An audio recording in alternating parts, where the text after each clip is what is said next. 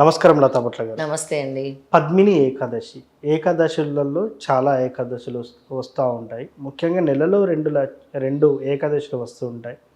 ఈ ఏకాదశుల యొక్క ప్రాముఖ్యత ఏంది? ఇప్పుడొచ్చేటువంటి పద్మిని ఏకాదశి యొక్క విశిష్టత ఏంటసలు? ఈ పద్మిని ఏకాదశి అనేది బుధవారంతో వస్తుంది. అంటే అసలు బుధవారం అంటేనే విష్ణుమూర్తి ఆరాధన కూడా మనం చేస్తాము. బుధుడికి సంబంధించి. బుధుడికి అంటే ఎవరు? విష్ణుమూర్తినే మనం పూజిస్తాం. అది దేవత అయితే. అవును. అయితే ఆ రోజు పద్మిని ఏకాదశి అనేది చాలా చాలా ఆస్పీషియస్ డే.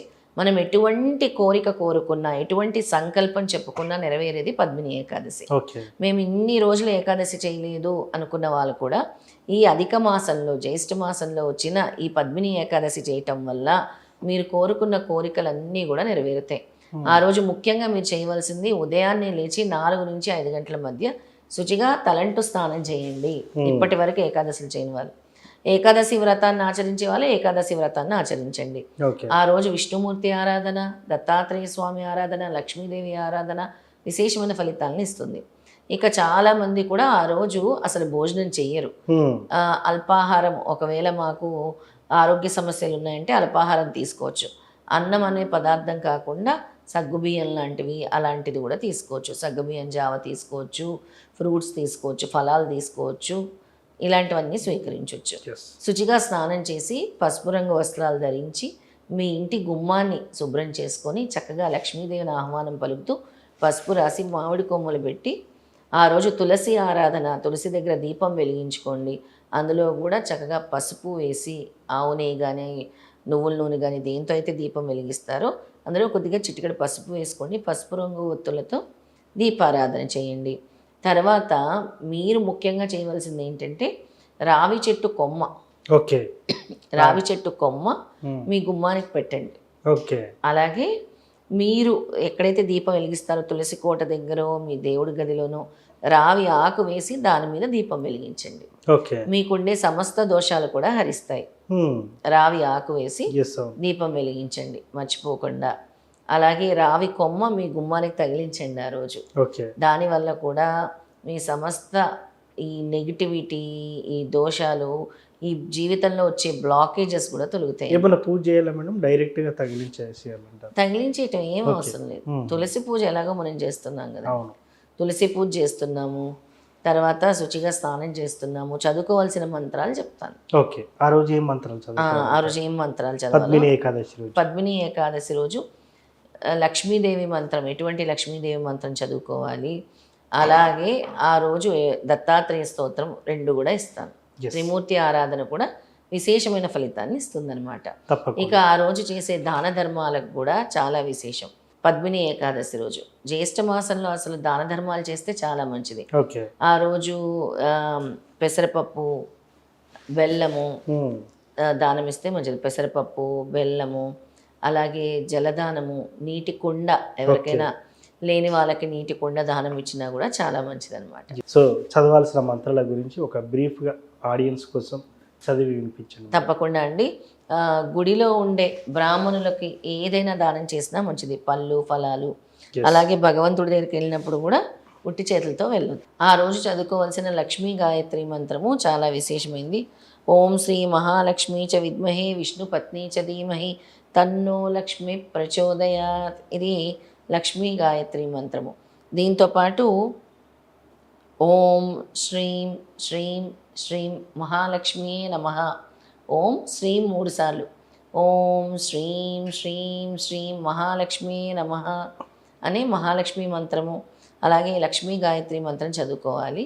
దత్తాత్రేయ స్వామికి సంబంధించిన మంత్రం కూడా చెప్తాను. ఇది కొంచెం పెద్దదే ఉంటుంది. శ్రీ దత్తాత్రేయ కవచం అన్నమాట. వాసుదేవానంద సరస్వతి మనకు అందించినది. ఇది కొంత చదివి మిగతా మనము పెడదాం, డిస్ప్లే చేద్దాం. శ్రీపాదః పాతమే పాదౌ ఉరో స్థితాసనస్థితః పాయా దిగంబరో గుహ్యాం నృహరి పాతు మేకటి నాభిం పాతు జగత్స్రాష్ట ఉదరం పాతు ధలోదర కృపాలో పాతు హృదయం షడ్భుజ పాతమో భుజౌ శ్రీకుండశూలఢమరు శంఖచక్రధరక్కరాన్ పాతు కంఠం కంబుకంఠ సుముఖః పాతు మే ముఖం జిహ్వాం మే వాక్ పాతు నేత్రం మే పాతు దివ్యత్కృత్ వాసికం పాతు గంధాత్మా పాతు పుణ్యస్సవాశ్రుతి లలాటం పాతు హంసాత్మా శిరః పాతు జటాధరః కర్మేంద్రియాణి పాత్వీ సహ పాతు జ్ఞానేంద్రియాణ్యజ సర్వాంతకరంతో కరణం ప్రాణన్మే పాతు యోగిరాట్ ఉపదిష్ట దదస్తశ్చ సృష్ట పార్శ్వోతగ్రత అంబర్హిశ్చ మాం నిత్యం నానారూపధరోవతు వర్జితాం కవచేనాన్య స్థానం మే దివ్యదర్శన. ఇది దత్తాత్రేయ కవచం అండి. ఆ రోజు చదువుకుంటే చాలా మంచిది. త్రిమూర్తుల ఆరాధన కూడా ఈ మాసంలో విశేషమైంది. ముఖ్యంగా ఏకాదశి రోజు త్రిమూర్తి ఆరాధన, విష్ణుమూర్తి ఆరాధన కూడా అధికమైన ఫలితాలని స్వామి మనకిస్తారు. ఇది కొంచెం కష్టంగా అనిపించవచ్చు, కానీ నేను ఇప్పుడు చదివాను కాబట్టి దాన్ని డిస్ప్లేలో వేసి తప్పకుండా మీరు వేయొచ్చు. ఇంకొంచెం ఉంది. అంతర్బహిశ్చ మాం నిత్యం నానారూపధరోవతు వర్జితం కవచే నాణ్య స్థానం మే దివ్యదర్శన రాజతః శత్రుతో హింసాత్ దుష్ప్రయోగాదీతమత ఆదివ్యాధి భయర్తిభ్యో దత్తాత్రేయ సదావతు ధనధాన్య గృహక్షేత్రే స్త్రీపుత్రపశుకింకరాన్ జాతిశ్చ పాతు మే నిత్య మనయా మనసూయానందవర్ధన బాలోన్మత్త పిశాచి బుద్ధ్యో నందిషు పాతు మాం భూతభౌతిక మృత్యోభ్యో హరి పాతు దిగంబర యూఏ తద్గత్ కవచం సన్నహిత్ భక్తభావిత సర్వంద వినిర్ముక్తో గ్రహపీడా వివర్జిత భూతప్రేత పిశాద్యేహే దేవీరప్యపరాజిత భుక్త్యా దివ్యాన్ భోగాన్ దేహంతే తత్పదం వ్రజేత్. ఇది ఈ దత్తాత్రేయ కవచం చదవటం వల్ల మనకుండే భూతప్రేత పిశాచ బాధ, మనకుండే ఆరోగ్య బాధ, మనకి రాబోయే గండాల నుంచి కూడా దత్తాత్రేయ స్వామి కాపాడతారు. దాంతోపాటు ధనధాన్య వృద్ధి, మనం కోరిన కోరికలు, మనకి జ్ఞానము, సిరి సంపదలు అన్నీ కూడా ఇస్తారు. ఇదే శ్రీ దత్తాత్రేయ కవచము, శ్రీ వాసుదేవానంద సరస్వతి విరచితము. ఈ కవచం కూడా ఆ రోజు చదవడం వస్తే చదవచ్చు, లేదా నేను చెప్పింది విన్నా కూడా పెట్టుకొని చాలా మంచిది. ఎస్. సో మొత్తానికి ఏకాదశి రోజు ఈ మంత్రాన్ని, ఈ దత్త కవచాన్ని ఖచ్చితంగా చదవాలంటారు. అవును, ఖచ్చితంగా చదివితే మంచిది. సో సమాప్తం ఎలా చెప్పాలి? పూజ సమాప్తం అంటే దీంతోనే సమాప్తం, ఇంకేం లేదు. వాళ్ళు ఏదైతే వాళ్ళ ఇష్టదైవము నామజపం చేసుకోవచ్చు, లేదా త్రిమూర్తుల నామజపం చెప్పాను కదండి. అవును. తర్వాత ఏముంది, మంగళహారతి, కర్పూర హారతి, పచ్చ కర్పూరంతో ఇస్తే మంచిది. ఇచ్చేసి ఆకరణ హారతి ఇచ్చేసి కొబ్బరికాయ కొట్టుకొని ఉద్యాపన చెప్పేస్తారు, అయిపోతుంది. మరునాడు అసలు ఈ ఉపవాసం చేసిన వాళ్ళందరూ కూడా పారణ సమయం మరునాడు 8 గంటల లోపల ఉంటుంది. అంటే ద్వాదశి రోజు. ఏకాదశి 27వ తారీఖు బుధవారము, అంటే గురువారం ఉదయం 8 గంటల లోపల ఉద్యాపన చెప్పాలి. ఆ రోజు చిత్తా నక్షత్రం కూడా మొదలవుతుంది, మర్నాడు అనమాట. ఆ మర్నాడు ఎవరికైనా భోజనాలు పెట్టుకున్నా మంచిదే.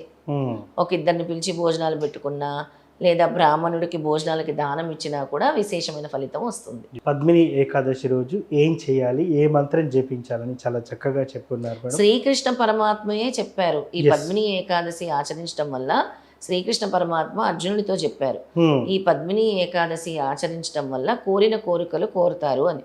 ఎందుకంటే కృతాచార్యులకి సంతానం లేదు. ఆయనకు సంతానం కావాలంటే ఈ పద్మిని ఏకాదశి ఈ విధంగా ఆచరించాలని దత్తాత్రేయ స్వామి వారి తల్లిగారు, అంటే అనసూయమాత, అత్రి అనసూయ వల్లే దత్తాత్రేయ స్వామి వచ్చారు భూలోకానికి. అనసూయమాత బోధించారు. ఆ అనసూయమాత అమ్మ బోధించినట్టే ఈ కృతాచార్యుడు ఆయన ఈ పద్మిని ఏకాదశి వ్రతాన్ని ఆచరించిన తర్వాత కార్త్య వీరాజులు జన్మించారు. ఓకే, అది. సో అంటే ఏది కోరుకున్నా జరుగుతుందన్నమాట. ఇంతటి విశిష్టత ఉంది ఈ మంత్రానికి. కార్త్య వీరాజుడు అంటే సామాన్యుడా? ఆయన మాహిష్మతి సామ్రాజ్యానికి మహారాజు. ఆయన 50,000 సంవత్సరాలు పరిపాలించారు. సో మొత్తానికి పద్మిని ఏకాదశిని ఎలా చేసుకోవాలని చాలా చక్కగా చెప్పున్నారు మేడం. ధన్యవాదాలు. జై గురుదత్త.